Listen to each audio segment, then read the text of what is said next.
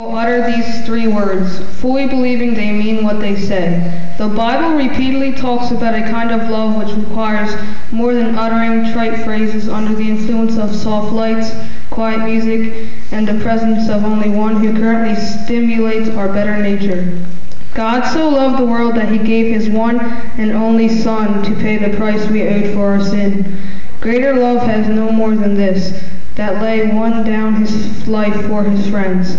Do you love me? Feed my sheep. 1 Corinthians 13 describes a love that is both action and the attitude behind the action. If a loving action is done to puff up one's ego, it is not really love. But neither is a warm feeling which does not demonstrate actively seeking the highest good for the other person. The first letter of John calls all Christians to realize that accepting the great gift offered by our Redeemer must result in showing God's love to those around us. God's great love enables us to act in love towards those whom we may not feel attracted to.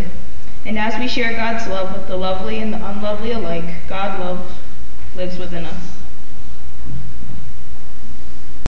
Why, Mr. Pig, as I live and breathe, how do you do? I'm doing fine.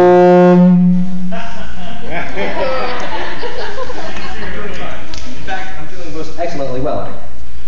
Gracious, whatever has put you in such good spirits? I've just heard some wonderful news. Pastor Holden is coming for a visit. In fact, he's staying overnight. Pastor Holden, that is good news. He's such a nice man. That he is. Wonderful man. Always smiling.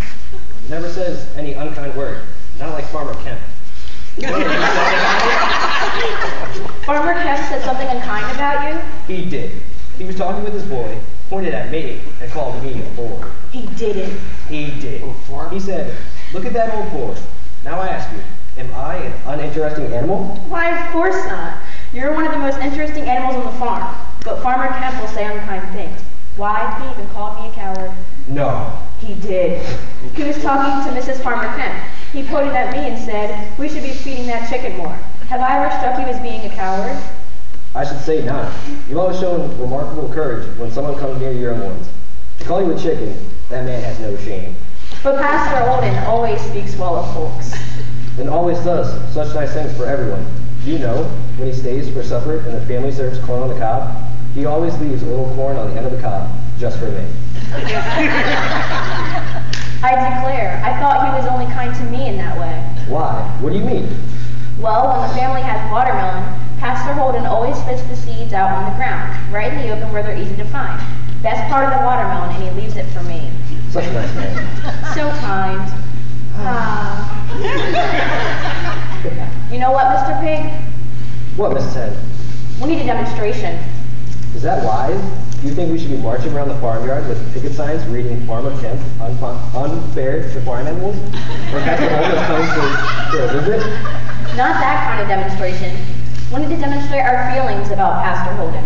So we walk around with picket signs saying, "We love Pastor Holden"? I declare you are difficult at times. No, we don't need signs. We need to do something nice for Pastor Holden, to show him that we care, not just say we care. That is an excellent suggestion, but what can we do? What indeed? That is a problem. Wait, You thought of something? you said Pastor Holden was staying the night. Are you sure about that? He's never stayed all night before. Well, he's staying tonight.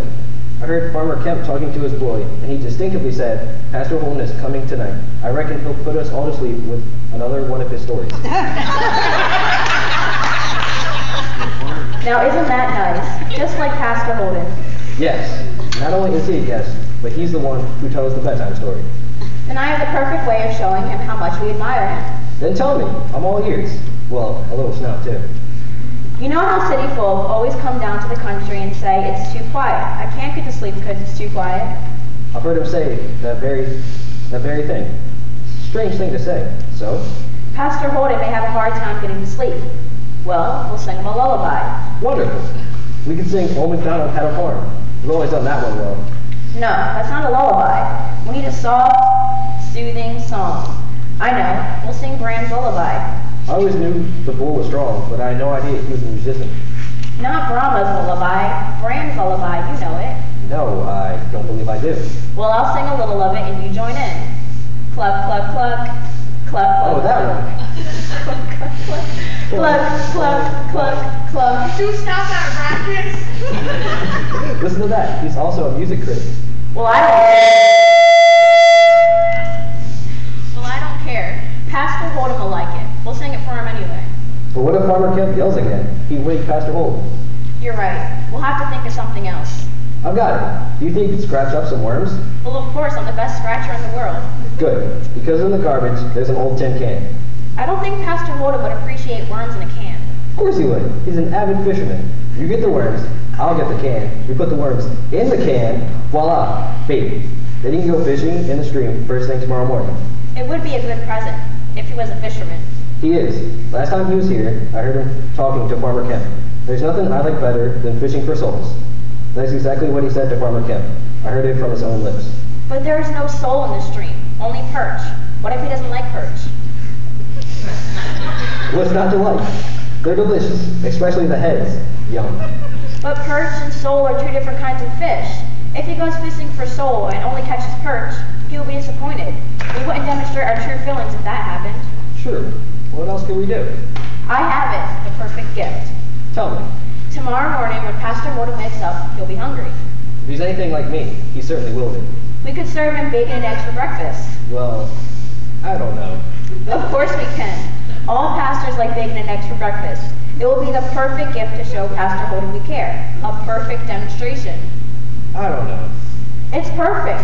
We'll each make a contribution, and he'll love it. No, you'll make a contribution, but you're asking me for a total commitment. Oh, yes, I see. Well, what else can we do? I don't know, but bacon's out.